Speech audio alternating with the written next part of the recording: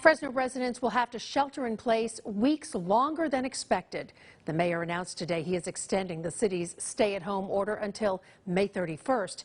In addition to extending it, the mayor is requiring people to wear face masks in stores and businesses. Some people will be able to return to their jobs, however. The mayor says lower-risk stores such as furniture, retail, and local restaurants will be able to reopen in the near future. The mayor says the categories of businesses will be announced in the next couple of days or early next week. The first 2 weeks will be a trial period. If there is a spike in cases, the businesses could be shut down again. Meantime, the mayor's decision to extend the shelter-in-place order is catching some off guard. One city council member says that Mayor Brand is getting it all wrong and endangering people's lives and their livelihoods. CBS 47's AJ Cotto joins us now live with reaction. AJ. Well, Catherine, Councilmember Mike Carbasi, for one, was surprised by the mayor's news. Now he's been pushing to reopen the economy and says this will just slow it down. Mayor Lee Brand enacting a modified and extended shelter-in-place Friday. But I recognize that patience is running thin.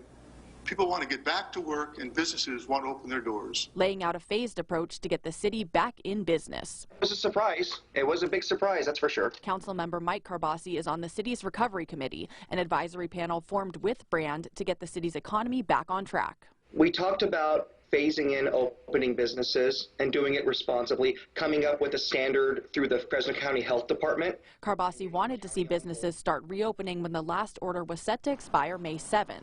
Brand's plan, however, lays out guidelines where owners will need to apply to reopen, then be inspected by the city and directed in health and safety, and if reopening is granted, they'll be given a 2-week trial run. Henry Acosta says his salon is ready to go now.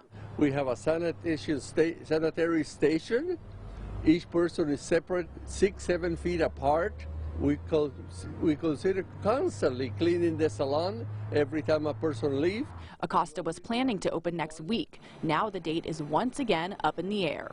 I got to call probably 80 people from my girls and myself and cancel their appointments for a month. Brand says this is a methodical approach and it'll open the gate for thousands to come back to work while also keeping health and safety in mind.